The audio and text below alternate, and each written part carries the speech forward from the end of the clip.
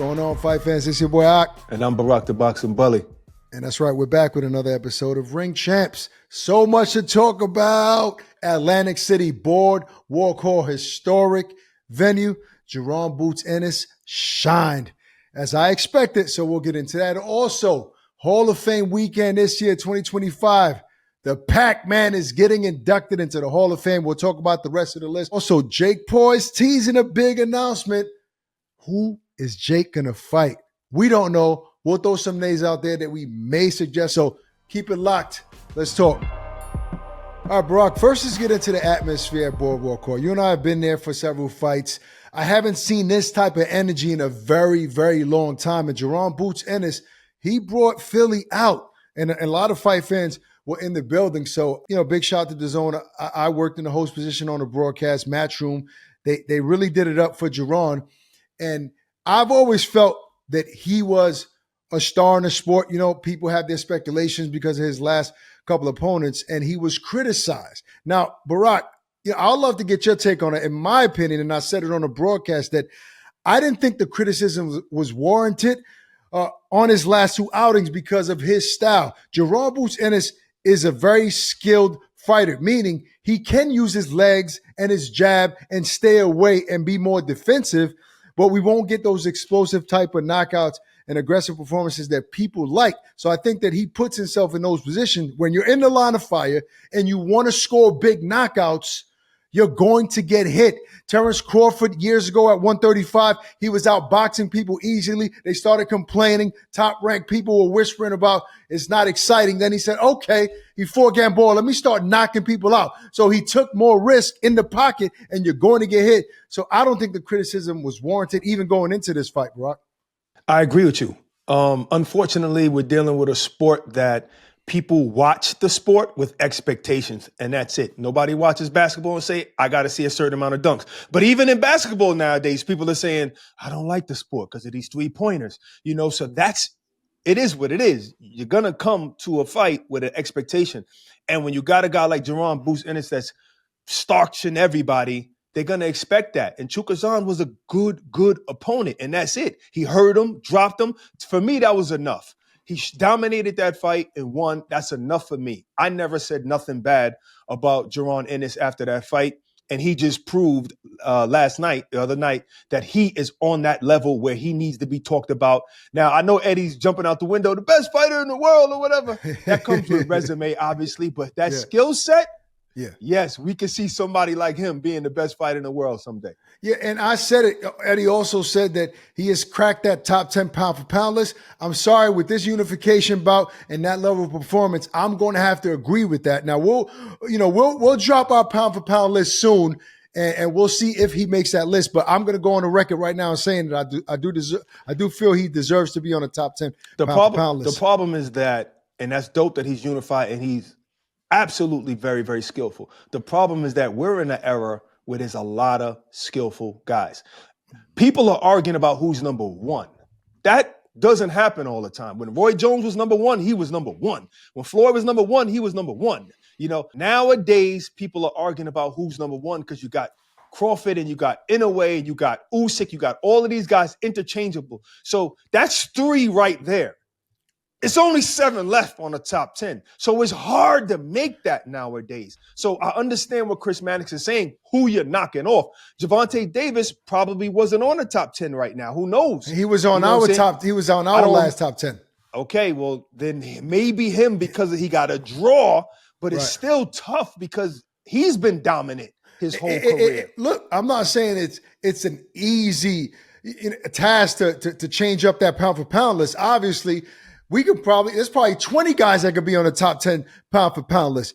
But I feel like Jaron is skilled enough and is showing enough to, I guess, and I'm not saying he's not. I'm just saying that we got so many dope guys. We got to really fine comb this list and say, all right, who you taking off then?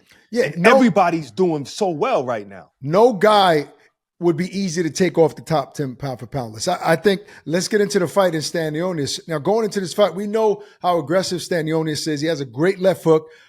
His peekaboo style high guard leaves him open to the body. And going into this fight, even for, I guess for the last couple of years, I said that Jaron Boots Ennis is top 3 in body punching in the entire sport. Because he doesn't only go to the ribs and to the liver. He likes that solar plex uppercut that is very effective in these fights. And he landed that shot. And I saw it even before the fight. Now, Stanionis landed some big shots. Once again, just to touch on the fact that Jaron stays in the pocket in the line of fire because he wants to score knockouts, right? We knew that Stanionis would land some shots, and he landed some shots. But Boots showed that he has a very good chin, but also those shots don't deter him at all, right? You know, a lot of times when a guy gets hit with certain shots, Barak, even if he can take the shot, he starts to think twice, okay, I got to readjust. I don't want to get hit with those shots. Jaron is like, no, all right, I felt your power. I'm going to step on the gas a little bit more and land harder shots to the body and break you down because I want to end this fight before the last bell. And that's what he did. I expected to get hit for him to get hit with shots. He fought another champion. This is a unification bout. What do we think? He was not going to get touched? Now, first of all, when he was fighting long distance, he was barely getting hit. He Right. wasn't getting hit that much. Once he decides that I am going to purposely on my own fight on the inside to make this exciting, and not only make this exciting, but hurt you because I feel I can hurt you, you're going to get hit inside. Now, him getting hit with 29 power punches is nothing compared to him hitting and landing 65 power punches. He knew what he was doing in there. Even Gervonta Davis takes shots sometimes inside when he feels like the guy can't punch that hard, and he knows he can get him out of there. So that makes sense. Power punchers do that. So he's going to get hit. What I saw Saturday night was something like Sugar Ray Leonard.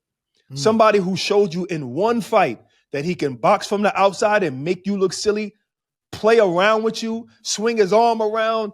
He just did spectacular footwork in there, playing around with a top guy who's undefeated and who was a champion. And then I'm going to show you that just like Sugar Ray Leonard, that I'm going to be in the pocket, banging with you, Right. beating you to the punch, making you miss even inside and stop you. I have to agree with that, Barak. That's one of the things that stood out to me, the comfort level. You know what a fighter get in his rhythm, right? And is very comfortable. Generally, you see that when a guy is levels above, whether it's that, a kind of showcase fight or somebody where you know you're supposed to beat, you get real cozy and comfortable in it. He's doing that in a unification bout. Just so comfortable, not worried at all. That confidence level and that performance was outstanding. I don't care about people on social media saying, well, who was Stanionis? If you're a casual fan and you don't know who he is, that's your problem. That was a world champion who was undefeated, and Jaron Boots Ennis made him look average. So, yes, I'll double down on saying that he deserves to be on the pound-for-pound list. I don't know where, but we'll talk about that when we create that list. So what's next for Jaron Boots Ennis, Barak? I know the name that you probably thinking, and that every else. How you know what I'm thinking? Well, listen, I'll take a guess. And if we're talking about 147, the welterweight division, there's no other person in that division that I want to see him fight other than Brian Norman Jr. That's it. Now, that, in my opinion, is not a huge fight. I like Jaron Boots Ennis moving up to 154 and fighting guys like Ortiz or Fondora or maybe Errol Spence Jr. down the line if he comes back and get his things going. There are other big money fights and legacy fights at that division. Brian Norman, hell of a fighter. He's a champion. He probably deserves the fight, and I think it'll be a good competitive fight. But I think in terms of business, if I put my manager and promoter hat on, I don't think he should stay at 147 and fight Norman. That's my opinion. I want to see him at 54, Barak. All right, first of all, there's no such thing as a manager promoter hat because that's breaking the Muhammad Ali Act right there. So you just did something illegal right there. So take that freaking hat off. Lock me up. Take that hat off. You're getting fined. Send me $50,000. All right, listen. First of all, Virgil Ortiz doesn't have a belt. I think he's an interim champion. So I say no. That's not the fight next. Not if you're a unified champion right now. Since when belts dictate who we should fight? That's a ridiculous question. Almost always. Not in this era. Always. Not in this era. No. There's a couple of people who don't need belts. And right now, we need belts.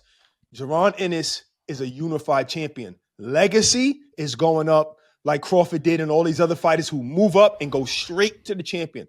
You don't have to go to the interim if you're a unified champion already. You could probably get the fight with the champion. But right now, you said Sebastian Fundora, he has 2 titles, and one of the interims champions for one of his titles is Crawford. So they deserve that fight first, those 2 guys. And then you got Murtazaliev. He's not a big name neither. So it's either you go up and fight Murtazaliev and possibly win that strap, or a 23-0 guy, or you stay in your weight division and fight Brian Norman if he agrees to fight. Now, I heard what Eddie Hearn said, and it kind of made sense. There's 2 sides to every story. So we got to hear what Brian Norman Jr. has to say first. But according to what they're saying, if they offered him $2 million and he just got paid $150,000 the other day, then damn, man, I'm wondering why you don't take the fight. Take the fight. You know what I'm saying? Speaking of money, Barak, let's point out the fact that Jaron Boots Ennis said it in a post-fight press conference that he took a pay cut to get the Stanionis fight. Oh, that was beautiful. That's what I was getting to. Thanks for cutting me off. He had to up his opponent's purse so he can get this fight because he wanted to make it happen. He took less money. That's beautiful. That's what I was getting to. Like, that's what we want to see people do. Make these fights. So in that case, if you did that to get the second belt, why not go for the 3rd and the 4th? Mario Barrios. If you can't fight Norman right now, why don't you try and fight Barrios right now? And then try and come to an agreement with Norman and try to become undisputed if you can beat these guys. We both agree on it that it was a phenomenal gesture because he cares about big fights. You know, say what you want. You might not know some of the other guys he fought. Doesn't mean that they weren't real credible threats, but he wants to make the big names. Whoever you guys want to see him in, he wants those fights to happen. But look, Jaron Boots Ennis also deserves big paydays, right? He's an exciting fighter and he needs to get paid. So I agree with Eddie. Look, this is prize fighting, right? So right. Eddie was like, the next fight is more now. He took less now. The next fight is more. Exactly. He proved to the world, okay, look, you guys want to see me fight another champion? Here's what I did to him after 6 rounds. All right, it's time for me to get paid. No more pay cuts for Boots Ennis. Let's get him in there with big fights. And look, it was a great weekend, Barak. Jaron Boots Ennis, in my opinion, became more of a star in Atlantic City on Saturday night. I'm looking forward to seeing whatever he does next. Absolutely. What's up, people? It's your boy, Ak. You already know me. I'm Barak the Boxing Bully. But something you might not know is that I teamed up with DraftKings so that you too can join in on the fun. We got some amazing matchups. Anyway, fighting Ramon Cardenas, looking for his 30th victory, Barak, in his 27th knockout.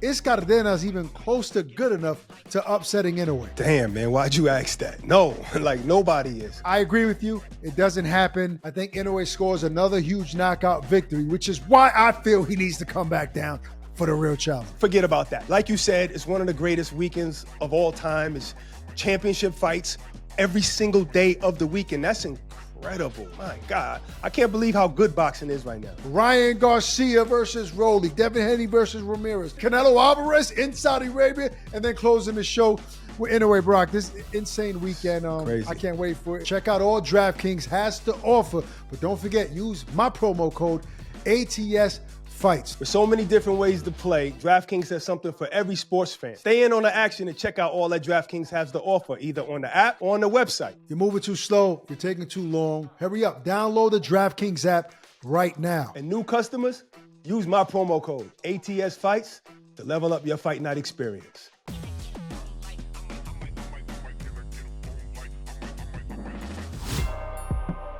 Okay, let's move on. Jake Paul. We saw him a couple weeks ago at Madison Square Garden. Barak kicking off the press tour for Amanda Serrano and Katie Taylor, the trilogy at MSG. We obviously can't wait for that. And Jake he really had his promoter hat on, Barak, and I thought he had a great speech. I thought he touched on a lot of great points. And obviously we know what he's done with Amanda Serrano. Now, as far as him, people have been waiting, clamoring, like, what is going on next? I mean, he revealed that there was talks of him fighting Gervonta Davis before the Roach fight. Look, we talked about it beforehand, but apparently that was true. So he had to pivot and regroup. It seems like he's teasing a big announcement, Barak, on who he's going to fight this week. I like to throw some names out there, but I would like for you to give me your opinion on what's that name. I mean, who do you predict that the name is? Because I'm going to say Tommy Fury. I like that. I like that, and I think that makes sense. I think there's, first of all, when you're coming from the YouTube world and you're making 20-something million, you're coming over to boxing, you want to keep making money, and that's obvious. So you can't go and fight these regular guys, which he has done 2 times already. So you got to fight somebody with a name. You got to fight the Mike Tysons and the guys like that, whether the people like that or not. So what makes sense to me is fight the guy that beat you. Fight the guy that has a big name in the UK. Fight that guy. Who else you got? Conor McGregor, KSI.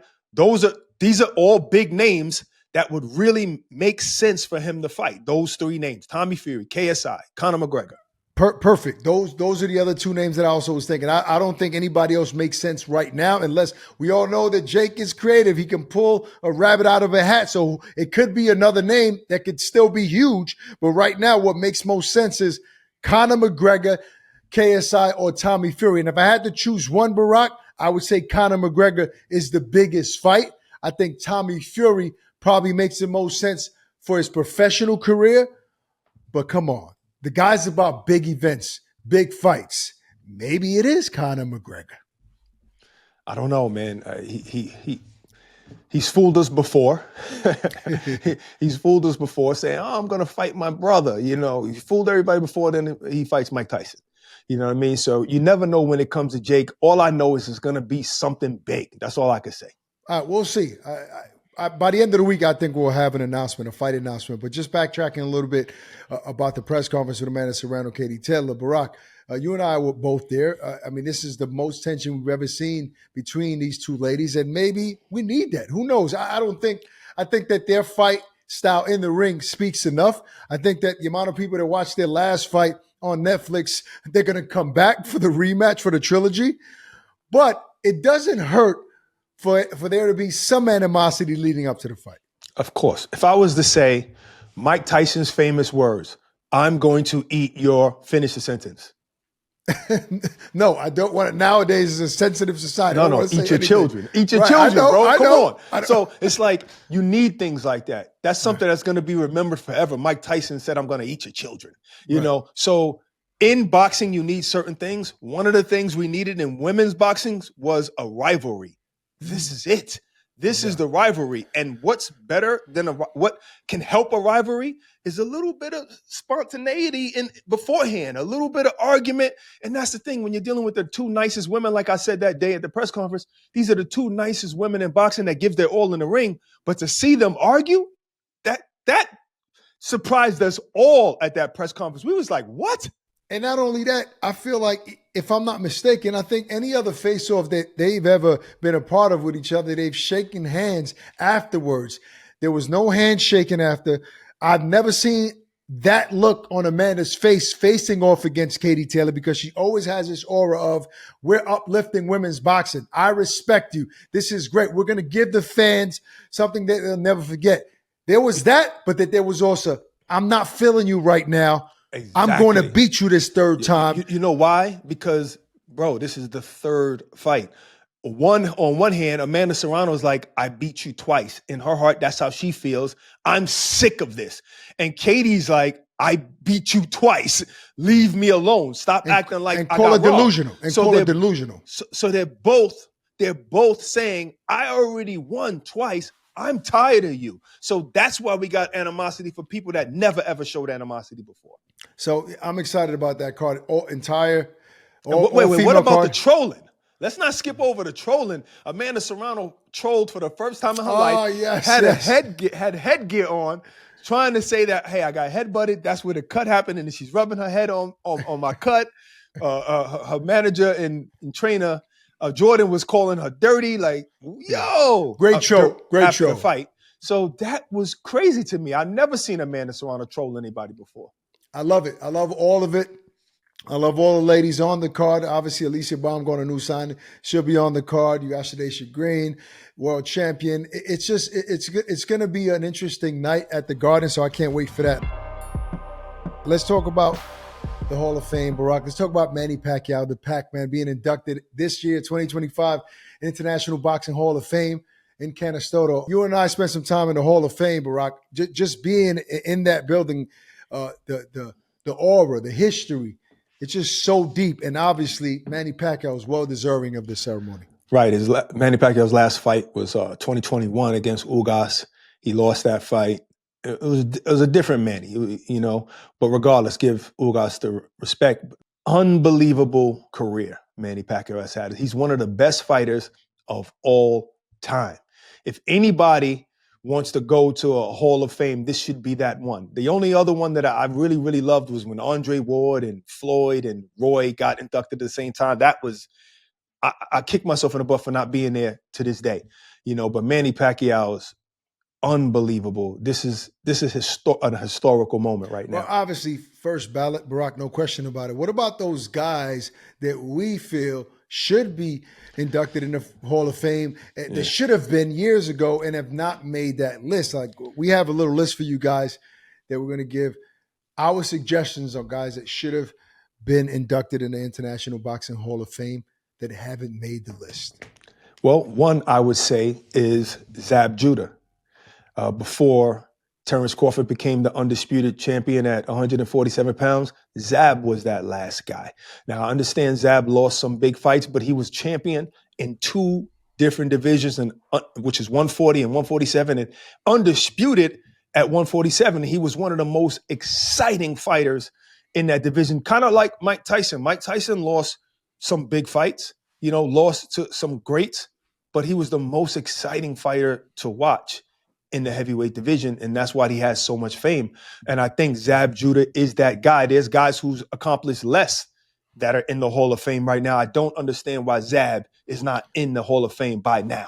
I can't agree with you more, Brock. And not only that, when he did win that undisputed crown at 147, the manner that he did it in, the vicious knockout that he scored, dominance, one of the hardest punches in that division, I would say, of all time. And let's not mention the fact, even though it was a loss, he was the first guy to really give Floyd Mayweather a real threat and actually put his glove down. Whether you felt he won a lot of rounds or not, that the excitement in that fight alone was probably the first big fight that was part of the hip hop culture that everybody was watching. Everybody stopped to watch that fight. It was huge. So I agree with you on that. Another name I want to throw out there, Sergio Martinez. A guy that started boxing at 19 years old. He was a cyclist, right? Maybe 20 even. Yeah, 19, 20. I mean, for you to accomplish what he did and starting boxing that late, it's unheard of. It's right. Just not. It just doesn't happen. And some of the big wins that he had, becoming middleweight champion of the world, the way he did it, his style. I mean, we all know the historic knockout against Paul Williams, which was actually, people say knockout of the year. That probably was a knockout of a decade within 100%. That decade. So I do believe he deserves to be in the International Boxing Hall of Fame. I was there for that fight against Paul Williams, and an unbelievable knockout. The whole crowd went crazy. First of all, it was a silence first. Then it was like everybody just erupted.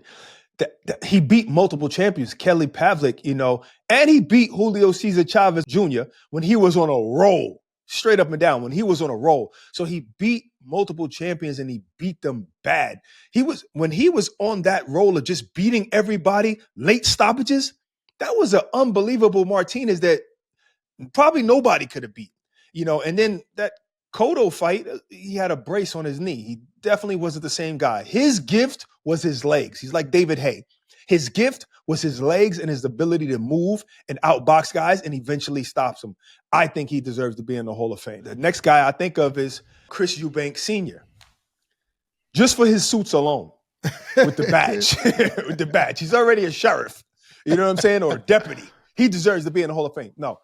Tremendous career, tremendous fighter, tremendous individual. Sidebar, I hope him and his son work things out. Yeah. And I hope he's there for his son when he fights Conor Ben.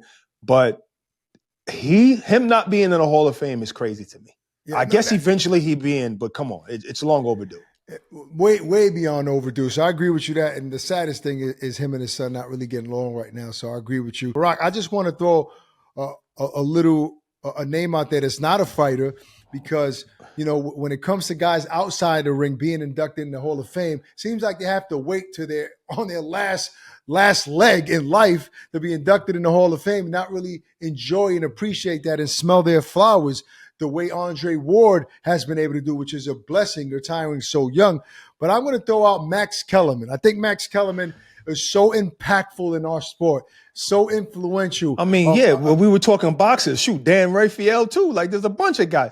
But okay, right, I can see that. That's the name I'm throwing out. That I think Max Kellerman is 100%. one of the best voices of our era in the last 25 years in boxing. Mm-hmm. And at this age, I would like for him to be young enough to take his family up to Canastota, put on a suit, and get inducted in the Boxing Hall of Fame while he can still smell those flowers. Yes, somebody I definitely admired, somebody who I remember one of my first time seeing him, I was like, this young guy got a lot of wisdom. Like, he was young in the midst of greats. When you talk about Larry Merchant and Roy Jones and Jim Lampley, he was in the midst of greats, holding his own, bringing up amazing facts. And I love the way he looked at the sport and actually at the fight. So beautiful idea. I believe he needs to be in the Hall of Fame as well. And listen, and just to touch on that, lastly, we have the opportunity to talk to him in person and on SiriusXM. And the high-level boxing conversation that you have with a guy like Max, you forget you're doing a show. It gets so in-depth in the sport. He's very intricate. And I'm glad we got the opportunity to chop it up with him. I hope he gets that call soon. Yes, sir. I agree. And Barak, I don't know, maybe, and this is wishful, dreamful thinking, but maybe you and I one day will be inducted in the International Boxing Hall of Fame. Yeah, maybe me. I don't know about you. That's wishful. That's wishful dreams right there. Great show today. I really enjoyed touching on the Hall of Fame dudes. I think that most guys want to win world titles, but being inducted in the Hall of Fame is probably the most prestigious honor that you can be given in this historic sport. Even guys who reach that championship level don't make it into the Hall of Fame. So it's definitely something that the fighters want. Even Andre Ward said that this was the closer of his career that he needed and he wanted. No question about it. Look, great list of names in the International Boxing Hall of Fame. Speaking of lists, we have a new list coming this Friday that's never been created. I know you heard top 10 pound for pound by so many different platforms, but you've never heard a top 10 contender list. Top 10 contenders in the entire world who haven't officially been crowned world champions. Akim Barak's top 10 contender list is coming this Friday. All right, that's our show for today. Hope you guys enjoyed it. Peace and love. Stay safe. We're out of here.